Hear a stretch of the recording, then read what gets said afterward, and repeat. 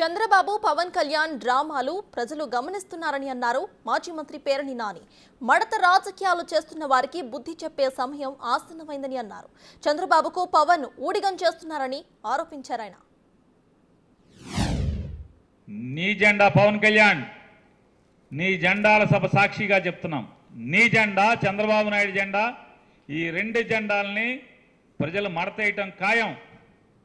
జగన్ని ఓడించటం కోసం, జగన్మోహన్ రెడ్డి గారిని ఓడించటం కోసం 3 ఎన్నికల నుంచి 2014, 2019, 2024 ఈ 3 ఎన్నికల్లో మీ ఇద్దరి డ్రామాలని కూడా ప్రజలు చూస్తున్నారు, ప్రజలు గమనిస్తున్నారు. మరీ ప్రత్యేకించి పవన్ కళ్యాణ్ మరీ ప్రత్యేకించి 2014, 2019, 2024 మీ ఇద్దరి డ్రామాలని మరీ ప్రత్యేకించి కాపు కులం గమనిస్తుంది. కాపుల్ని బీసీలుగా చేస్తానని నమ్మించి నిండా ముంచి మోసం చేసినటువంటి మోసాన్ని మది నిండా నింపుతూ రగులుతూ ఉంది. మీ ఇద్దరిని కలిపి మడతేయటానికి సిద్ధంగా ఈ రాష్ట్ర ప్రజలున్నారనేది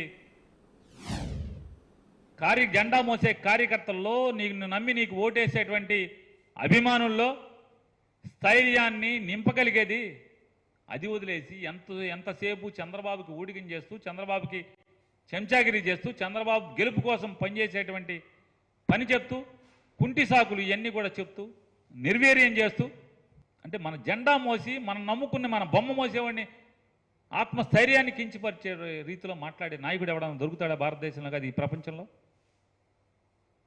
అవన్నీ మానేసి మళ్ళొకసారి పవన్ కళ్యాణ్ చెప్తున్నాం, నువ్వు 24 సీట్లు కూడా తీసుకోవద్దు. ఏమీ తీసుకోకుండా చంద్రబాబుకి పోటీ చేయి. మాకేంటి, చంద్రబాబుకి పని చేయి. నువ్వు సమాధానం చెప్పుకోవాల్సింది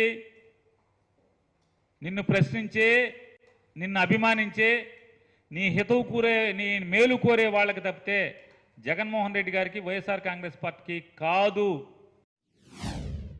మీ ఇంట్లో మేలు జరిగితే మాత్రమే మరొకసారి తన గురించి మంచి మాట పక్కవాడికి చెప్పమని, తన్ను ఆశీర్వదించమని చెప్పేటువంటి జగన్మోహన్ రెడ్డి గారు కావాలా?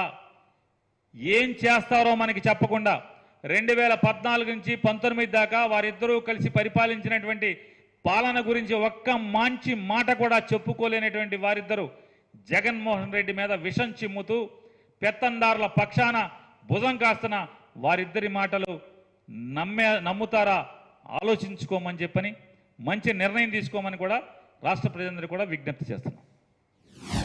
ముందు నుంచి ఒకళ్ళు, వెనక నుంచి ఒకళ్ళు పొడవటానికి ప్రయత్నం చేసిన 151 సీట్లతో ప్రభుత్వాన్ని ఏర్పాటు చేశాడు కదా. ఇవాళ 47 ఏళ్ళ ఇండస్ట్రీ అని ఏదైతే పవన్ కళ్యాణ్ చెప్తున్నాడో, అనుభవం అని, అంత అనుభవం ఉన్నోడే పవన్ కళ్యాణ్ మెళ్ల మీద ఎక్కి కానీ యుద్ధం చేయడానికి కూడా ధైర్యం కూడా చాలటలేదు కదా జగన్మోహన్ రెడ్డి గారితో. ఇంత బలంగా ఎలా తయారయ్యాడు?